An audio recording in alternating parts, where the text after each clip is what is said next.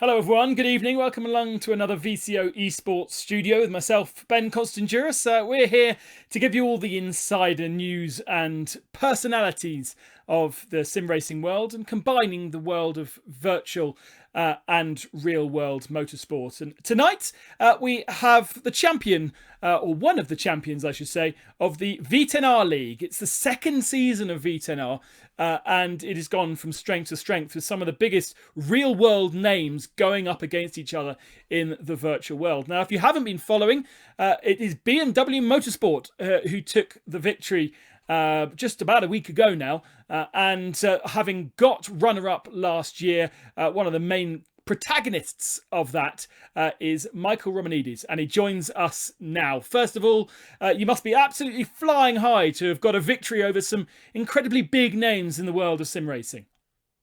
Absolutely. Thank you for having me, first of all.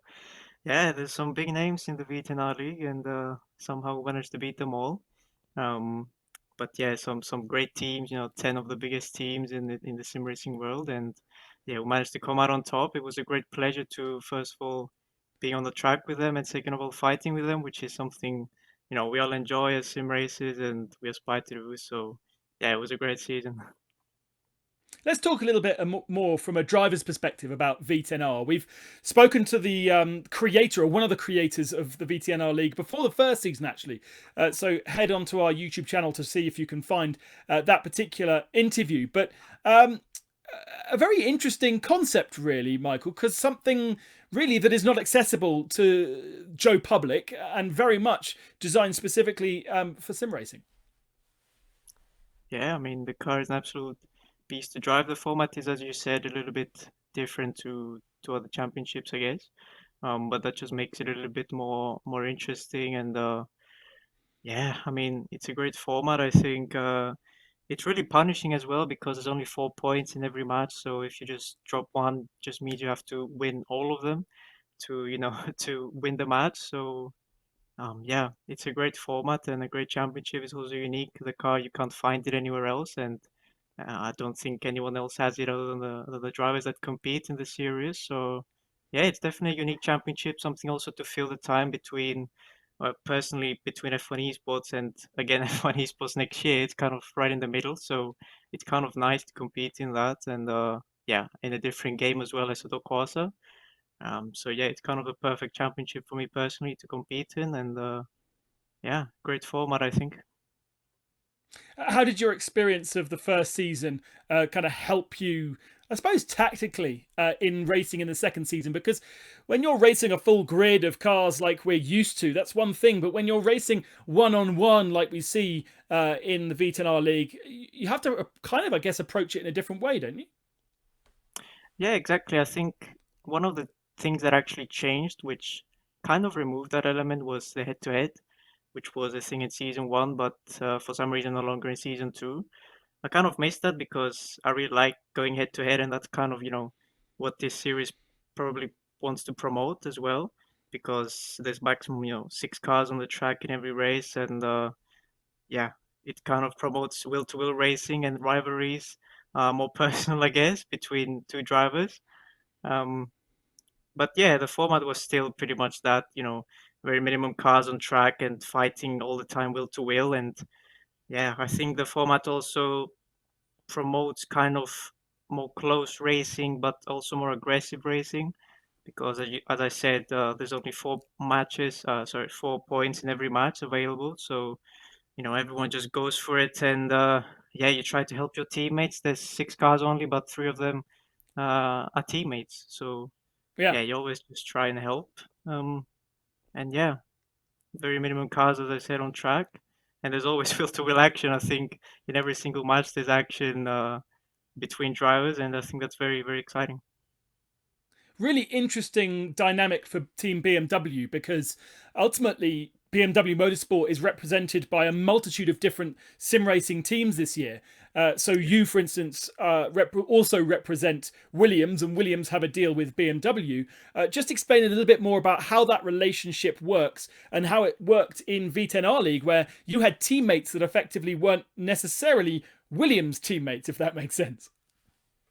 Yeah, exactly. It was actually the first time I ever spoke with Kevin and actually Alan as well.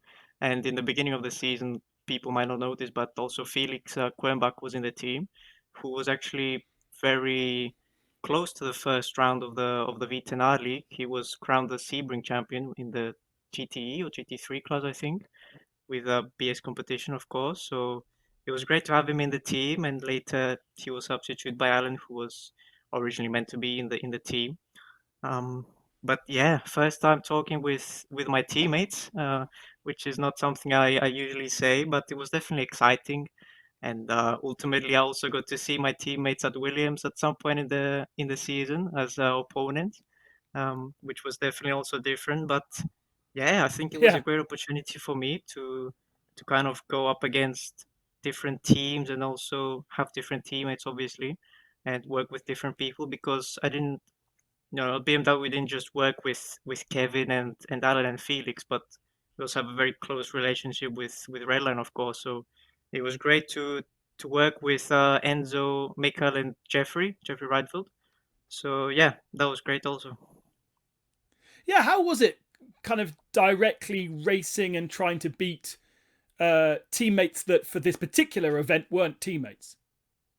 Yeah, exactly. Into the semi-final, I think it was that we had to go up against Redline. From the beginning of the season, we're actually quite fortunate that we're in different groups, so we didn't actually have to face them in the group stage. And one of us had to be first, and one of us had to be second. More importantly, well, in the best case scenario, I hope. But we had to face them in the semi-final because we got knocked out of the lead on the group stage, and we got knocked down to second, which pushed us into the other bracket, which was also Redline in that bracket. So yeah, one of us had to be knocked out. We knew it wasn't going to be an ideal situation right from the beginning, but yeah, as you said, it was a little bit odd, but you always have to get the job done. We're practicing with them like 10 minutes before that semi-final, so we both knew what we were about to head into, and yeah, one of us had to be knocked out. We both knew that, and I think it was a great match. And with this format, you also need a little bit of luck. So I think the losing team doesn't really necessarily have hard feelings because let's say sometimes the more strong side. I'm not saying that in that particular match Redline was stronger, but sometimes with this format, the stronger side actually loses because there's a great deal of luck to go with this. Because yeah, there's only four points, and if you drop one, then you have to get all of them to win the match. Otherwise, you have to rely on a tiebreaker with a 2-2. So, but yeah, it was definitely a little bit odd. But at the same time, we wouldn't really be in that position without Redline. Like, I don't think we would have both reached the semi-final. Um, so yeah, it was a little bit tough to have to knock them out, and I think it was gonna be tough for them to have to knock out. Maybe not me and Alan, but Kevin is their teammate, their direct teammate at Redline. So, I think it was a little bit odd, but yeah, it's just part of the job, and another team we had to face in the end. It is a very unique situation at BMW Motorsport this year with this partnership with Williams, with Redline, and with BS Competition, ultimately allowing them to pick the very best of all the different places. A big prize pot also for the V10 R-League. How does that work for you as a driver? For people who are perhaps aspiring to be professional racing drivers on sim racing and thinking it will make them incredibly rich? How does the prize pot kind of get split between everybody? Yeah, it's definitely not the case, I think. Well, I'm not sure yet. I mean, that's not obviously that's a great deal when you spend hours and hours every day, but that's I think not the biggest thing for me personally. Anyway, I think it's a title. You can call yourself a champion now, and at the end of the day, that's what's important to me. And yeah, obviously, there's a great actually prize pool in the V10 early. I think it's also been increased by around 20% compared to season one, and I think it's just gonna get Mm. higher. To be honest, I think that's expected. So yeah, it's great. Obviously, you have to perform at a very high level to be able to make a living out of this, I think. And but yeah, obviously there's rewards when you spend hours and hours for 1, 2, 3 months repetitively. There's obviously going to be some rewards that come with it, and I think yeah, obviously the people that watch help that as well with the revenue, I guess, of each series. But yeah, that's not the main thing to look at, especially because I'm not in charge of that how the money gets split. Obviously, the champions get more than the people that finished further back, but I don't think it's I don't think we are rich by any means. Okay, that's cool. Um, Now, you really, your background in sim racing comes from, let's say, the arcadey side of things with F1 esports. Just how hard is it for you to adapt to other platforms? Asset, of course, of being one, but you've also got experience on R Factor through Le Mans Virtual as well. Yeah, exactly. I didn't really realize, I think, when I started playing F1 like years ago, that there are these great sims elsewhere on PC mainly. Because I also started on console, there's not really much there. Obviously, there's a Seto, but I kind of started to try out from time to time, different sims, and Aceto and Factor, Race Through, My Racing. There's so many with different advantages and also disadvantages each. But I think actually the fact that I started in F1 was giving me an advantage when I stepped into other sims because the force feedback is so much better, to be honest, in other sims because the detail. There's just so much more detail in other sims, and when you get used to F1, I say this to my teammates as well, that whoever just stays on the F1 games, no offense to the F1 games, but I really admire them because I think the other sims are a little bit more enjoyable to drive, even for fun, like just to hop on them with, especially on a Assetto with like old F1 car mods and stuff like that. It's so cool, I think. And and also in terms of competitions, I really just do whatever is trending on that particular period of the year. And obviously now it was the V10 R-League. After that, it might be something on Race Room. But obviously, F1 Esports conquers like half of my year with preparation and also all of these events. So it's kind of difficult to take part in other series and other games. But I'm always up for that. Honestly, whatever has four wheels and it can go around the track, I'm gonna hop on it and I'm trying to be the best out of everyone. Talk a little bit about your F1 esports experience, representing Williams and hoping to be able to do the same in the next season coming up. Just how much practice and preparation do you have to go through along on your own, but also support from Williams to get yourselves to the level which is required? Yeah, I think Williams is one of the best teams, to be honest, in the sim racing world. I think that's quite obvious, to be honest. And so it was a great honor to be picked up, as early as 2019, like January, I think I joined the junior team. I didn't think I realized back then how much of a big team and how much of a privilege I had back then to join this team and this organization. Obviously, back then I only joined the junior team, but you can kind of understand that at some point, if you perform well enough, you're going to be in the big team. And so that happened in September that year. And yeah, since then, obviously, being how do you say, a driver in different sims, Williams is a great place to be also because I don't think there's a team Yeah. that takes part in more championships than Williams. So whatever championship I look at, I can just say to the team that I want to take part in this, and they're gonna get a livery ready with all the sponsors, and I can just drive the car on that championship and represent the team. So yeah, that's really cool. And for F1 Esports, it's a great honor, but also responsibility to represent Williams. And I really hope I can do that again this year, to be honest. Um, and yeah, also visiting the factory is incredible. I don't think you can join many great teams in the sim racing world, but none have the team Williams and none have such a privileged background in F1, which is even though I take part in other championships, F1 is really at my heart. That's why I started racing. That's what I started to follow when I was young, and yeah, just watching so many old F1 cars at the Williams factory, not just F1 cars, but championship winning F1 cars. It was just incredible, and you know, meeting all of those people also in the factory is great. And yeah, I don't think you're gonna get that anywhere else, to be honest.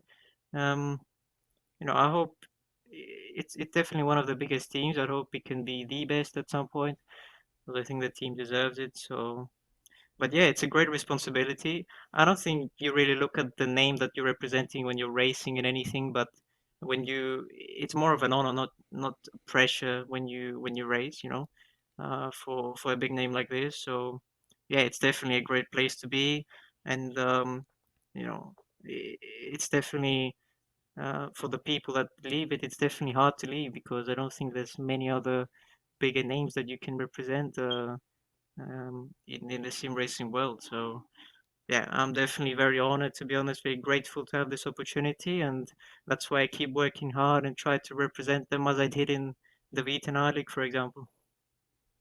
What kind of support do you get from Williams? I know that Williams itself, partly as an esports team, is not associated to the team, the F1 team, but there is a very heavy influence from inside the team.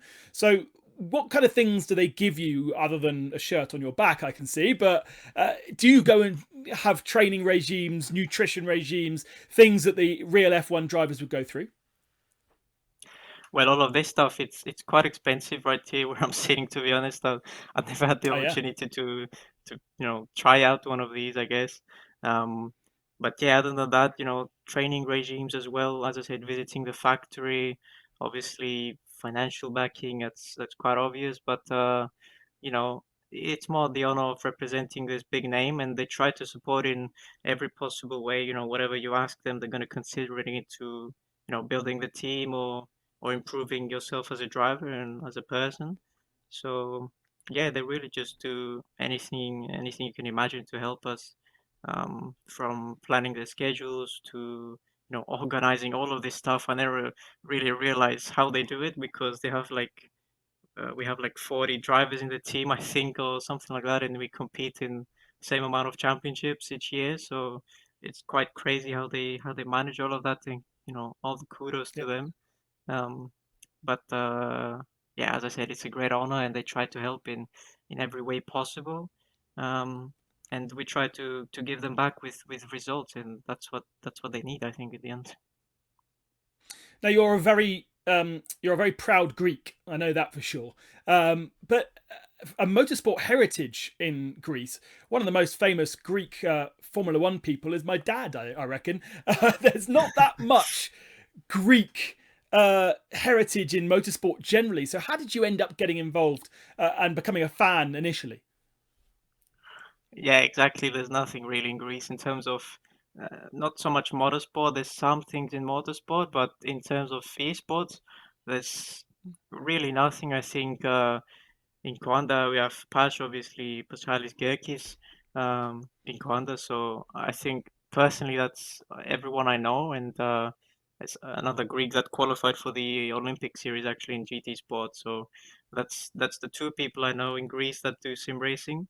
Um, and but that's just another motivation to try and keep going and try to bring esports into the esports scene into Greece as well, um, because there's so many advantages that you can have if your country and your government knows about what esports is and stuff like that, especially when you're young and you're going to school and you've got all of these events, but you at the same time you need to be at school and they don't really know what you're doing when you're not there. So for example, that's for me the biggest issue, or was the biggest issue so far.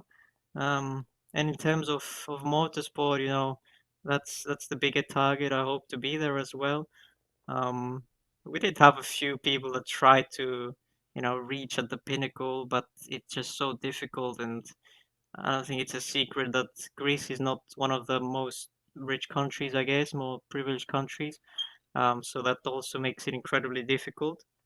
But yeah, I think sim racing is kind of a alternative to that, as everyone says, and I really do hope that more Greek people try this out, and I can hopefully inspire them in some kind of way, or give them motivation to try and beat me and be the best Greek driver out there, or something like that. I really hope to have some competitors and teammates, Greek teammates at some point. That would be awesome. Do you have an issue with your friends at school, kind of explaining to them why you're spending hours and hours on the computer, where you're gone if you're missing a day's work? Do they understand what you do? No, they are actually the people that understand it the most somehow. They really Okay. follow it. Um, I've actually switched schools in the past year, the last year of high school for me, and I've never had more support for my sim racing. To be honest, I didn't really think they would think much of it, but they follow the races and everything like that, and it's really cool to see. Obviously, I sometimes don't see them for multiple days because of this as well, but they really follow and they try to support me as much as possible, and it's really cool to see. Um, but yeah, as you said, I didn't really expect it for people, especially in Greece, because no one knows what esports is. But I guess Mm. if you kind of play other games like COD and stuff like that, you kind of understand what it can be in racing as well. And yeah, the classmates really follow my progress, and I'm really happy about that as well. Yeah, that's really, really cool. So you're getting close to the end of school, which obviously is such a big structural thing in a person's life, and you're still able to perform at the level you are at sim racing. What's kind of the objective moving forward once the school is over and allows you even more time to focus on your sim racing? Yeah, I wish I knew, to be honest. I've recently I don't know. I'm going to uni basically next year in a different country, not in Greece, Ah, unfortunately. Um, so yeah, that's kind of another curveball, but at the same time, I still, I say this and people don't really want to agree with me or don't believe me, but I hope that this is the number one priority for me in the future, and whatever comes from school is kind of the alternative, let's say, if this goes wrong, because I really enjoy this much more. I think I'm really privileged. I don't think I realized when I was young how privileged I am to have found a passion to have found a passion. Sorry, from a young age to kind of pursue something with financial rewards. And but yeah, I don't know. I wish I knew. I don't think anyone 17 years old really knows what to do exactly where he sees himself in 5 years. I hope I see myself in a real car, winning races or something like that. But you really have to be in the right place at the right time to to make a living out of this. And I can only try and push as much as I can to do that. Um, but yeah, in terms of school, I'm just gonna keep going with both, and until I see something pushing ahead of the other, then I might stop one or the other. But yeah, personally, I hope that's sim racing, which I can keep on doing. Obviously, I also understand that I'm not gonna be able to do this until I'm 30 years old. The level is already incredibly insane. And I think when you're 30 or 35, um, I still hope I'm in sim racing as a coach or as a team manager or something like that. But I don't think I'm gonna be able to compete as a driver anymore, unfortunately. So I think at that point I will I'll hopefully have cleared my mind as well as to what I want to do. But yeah, that's I'm a very blurry period of my life at the moment, but I hope I can keep doing this for as long as I can. yeah, it's an exciting part of life when things are moving so fast and things are happening so fast for you with championship wins and potential for more excitements across the whole of this year and yeah, okay, you start then getting excitements from the real world and things will come together. Don't worry, 35 isn't too old as well. You can still have a little bit of a career No, no, even it's at not. It's 35. not. I'm 37. So No, you it's good. You great good. to chat with you, and thank you so much for joining us. Congratulations on the V10 R-League, and fingers crossed for F1 Esports moving forward and for the whole Williams team, and hopefully you come back to VCO for our World Championship at the end of the year, where we're going to try and find the very best team across all platforms, because it sounds like you're one of the kind of guys that would be right up there with your Assetto Corsa and R Factor experience. Definitely, I really enjoy the VCO Pro Sim actually, and I really hope I can be back. Hopefully, it doesn't clash with F1 Esports. And yeah, thank you so much for having me. To be honest, at the start of the V10 R-League, I was actually binge watching some of the episodes here and hoping that at some point I would be here. And a month later, I'm here. So yeah, super grateful and thank you for having me. Keep up the good work with hosting, and yeah, hopefully I see you again soon. Look at that. Two Greeks on the same screen talking about motorsport. Represent. Thank you very much, Michael, for joining us. As you know, on the VCO Esports Studio, every week we have a new guest and I never know who it's going to be. So make sure you tune in, and we'll be into June, into the second half of the year. It's amazing how time flies. Thank you very much for joining us. And thank you to Michael and Williams. And we'll see you next week. Enjoy your racing. Bye-bye.